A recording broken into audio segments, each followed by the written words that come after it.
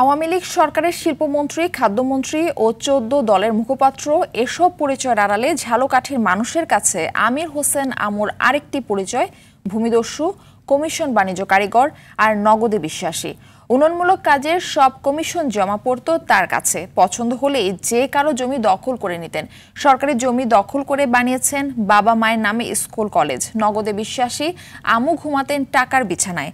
২৬ কোটি ২৭ লাখ টাকা অবৈধ সম্পদ, ৩১ কোটি টাকা সন্দেহজনক লেনদেনের অভিযোগে আমুর বিরুদ্ধে মামলা করেছে দুদক। আতিকা রহমানের রিপোর্ট। বাংলাদেশের প্রথম ইমিউনিটি বুস্টার সমৃদ্ধ ফ্যান্টাস্টিক হ্যাপি এনার্জি বিস্কিট। দেশের রাজনীতি অঙ্গনে প্রভাবশালী নেতা, আওয়ামী লীগের উপদেষ্টা মণ্ডলীর সদস্য ও সাবেক মন্ত্রী আমির হোসেন আমু। দুইবার মন্ত্রী হওয়ায় ঝালকাঠির রাজনীতি ও প্রশাসন চলত তার একক কর্তৃত্বে। পুলিশ প্রশাসনকে ব্যবহার করে বিরোধী দল এবং নিজ দলের লোকজনকে যখন তখন মামলায় হয়রানি করতেন। ঝালকাঠি এলাকায় কারো জমি পছন্দ হলে মামলার ভয় দেখিয়ে লিখে নিতেন। পেট্রোল পাম্প গুড়িয়ে দিয়ে জমি দখলে নিয়েছেন। সরকারি ভূমি দখল করে বানিয়েছেন Aklima Moazzem Hossain degree college. Jhalokathi collectorate স্কুলের জমিতে প্রভাব খাটিয়ে প্রয়াত স্ত্রীর নামে দুটি প্রতিষ্ঠান নির্মাণ করেন।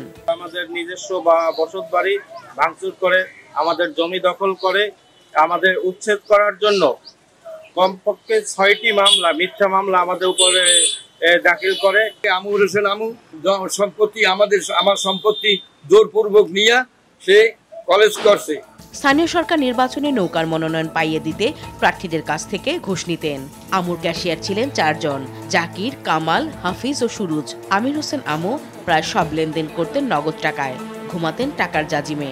তার নির্দিষ্ট একটি বাহিনী ছিল, সেই বাহিনী বিভিন্ন অফিসে গিয়ে আধিপত্য বিস্তার করত এবং তারাই ঠিক করত কোন টেন্ডারটি, কাজটি কোন ঠিকাদার পাবে। আমাদের তাদের বাসায় নিয়ে গেছে, নিয়ে অনেক হুমকি দুমকি দেওয়ার পরে তারপরে জায়গা সে জোর করে নিয়ে গেছে। এই জায়গার কোনো টাকাও দেয় নাই। আমাদের ওইখানে একটা পেট্রোল পাম্প, সেও সে জোর করে নিয়ে গেছে। ৫ আগস্ট শেখ হাসিনা সরকারের পতনের পর আমুর বাড়িতে আগুন দেয় ক্ষুব্ধ জনতা। বাড়িতে পাওয়া যায় নগদ ৫ কোটি টাকা। এলজিইডি, গণপূর্ত ও সড়ক বিভাগ সহ ঝালকাঠির বিভিন্ন দপ্তরের কাজের টেন্ডার, সড়ক সেতু নির্মাণ, অবকাঠামো উন্নয়নের কমিশন আমুর কাছে বাধ্যতামূলকভাবে দিতে হতো। এসব কাজের লেনদেনের দায়িত্বে ছিলেন তার ভাইরা ও শালিকা।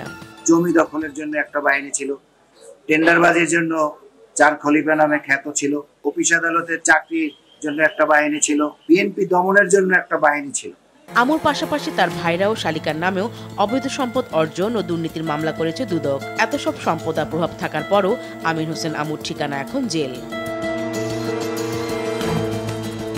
আতিকা রহমান, RTV।